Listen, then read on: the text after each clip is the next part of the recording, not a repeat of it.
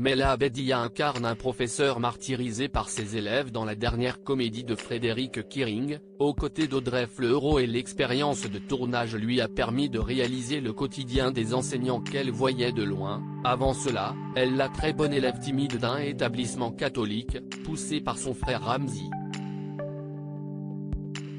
Mela Bedia: on ne parle pas assez de ce que vivent les enseignants martyrisés des profs. Ce n'était pas le truc de Mela Bedia, qui s'est confiée dans les colonnes de notre magazine sur son expérience scolaire. Timide, très bonne élève, puisque son frère Ramzi nourrissait pour elle de grands projets, elle était plutôt au premier rang qu'à côté du radiateur au fond de la classe. Mon grand frère Ramzi était à fond sur ma scolarité, se souvient-elle, les week-ends il me faisait bosser comme une dingue.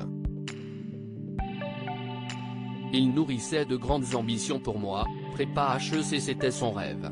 Et comme j'étais assez doué en littérature, il visait Hippocagne, puis Sciences Po, bref il a voulu tout me faire faire. Ses projets ont toutefois été contrariés puisque Mela Bedia a obtenu son bac à 16 ans, avant d'intégrer une fac d'anglais et de suivre Diams en tournée.